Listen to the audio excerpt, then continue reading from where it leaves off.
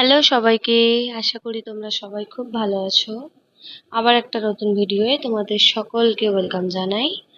হ্যাঁ, আমি আঁকতে খুবই ভালোবাসি। ছোটবেলা প্র্যাকটিসও করতাম। বাট যত বড় হয়েছি আঁকাটাকে সেরমভাবে কখনোই প্রফেশনাল ভাবে প্র্যাকটিস করা হয়ে ওঠেনি সময়ের অভাবে। আমি একটু ফ্রি যখন হলাম তখন ভাবলাম না, কিছু ড্রয়িং করি। আমি মাঝের মধ্যেই কিছু না কিছু ড্রয়িং করি।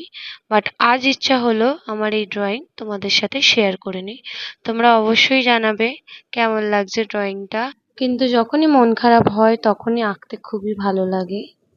প্রতিবারই ভাবি চলো আজ কিছু আঁকবো বাট সময়ের জন্য হয়ে ওঠে না। কিন্তু আজকে ফাইনালি একটা জিনিস আঁকলাম, তাই তোমাদের সাথে শেয়ার করলাম। হ্যাঁ জানি, আঁকাটাতে হয়তো সেরকম ভাবে পারফেকশন আসেনি বা আমি একদম এক্সপার্টদের মতো করতে পারিনি, সেটা আমি স্বীকার করছি। তাই কেউ প্লিজ জাজ করো না।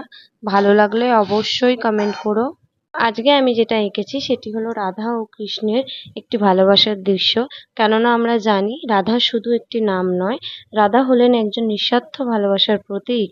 কৃষ্ণ হলেন ঈশ্বর, কিন্তু রাধা হলেন সেই ভালোবাসা যা ঈশ্বরকে স্পর্শ করে।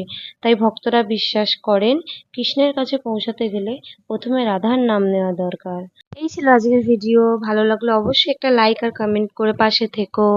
রাধে কৃষ্ণ।